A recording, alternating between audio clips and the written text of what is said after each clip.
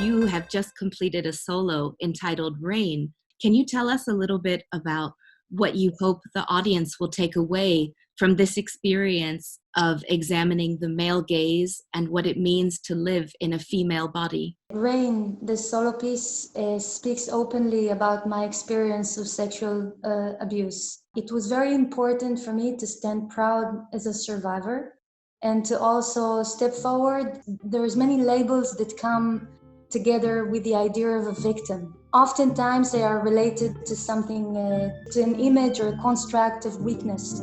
For me, I think that the opposite is the truth. I think that people that go through these kind of traumas are so strong because they have to really rebuild themselves. So first of all, it was important for me to address the way that we listen to one another in our society to these stories.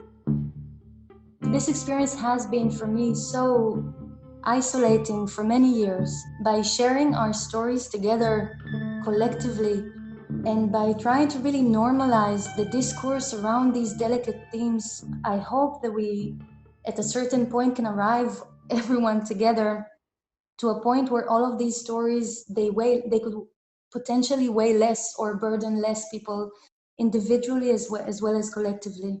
Tell us a little bit about the creation process. What were the particularities? Of course, as the piece is extremely exposed and probably the most vulnerable statement or testimony that I ever found myself doing, it's been a year and a half of trying to meet my own stories from enough perspectives so that I can come with it with a, first of all, richness, but also, let's say, a wider gaze into this theme.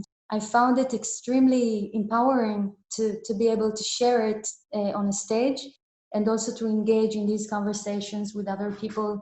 And I'm very much hoping to bring this work to teenagers and to offenders, hopefully, where I could maybe engage with communities that where this kind of conversation might be the most crucial. Your dance practice is very much influenced by your work with the somatic method of Feldenkrais.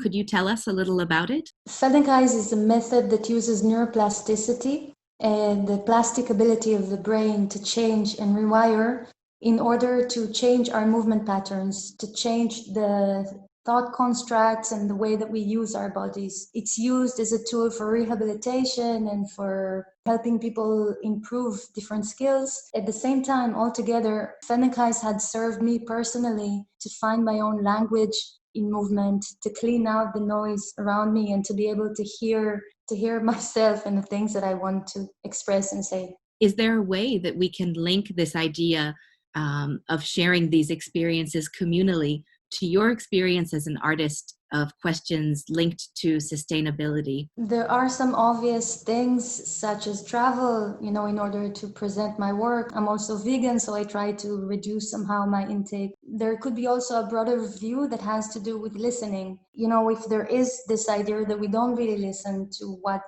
our environment is asking of us, I think it relates a lot also to how we live with one another, as you mentioned, to the way that we listen or forget to listen. As a person and really as an artist, for me, my work is about trying to engage a different conversation between people, one that could be hopefully more intimate, more personal, and as honest as possible. I have the feeling that that's a good place to start from.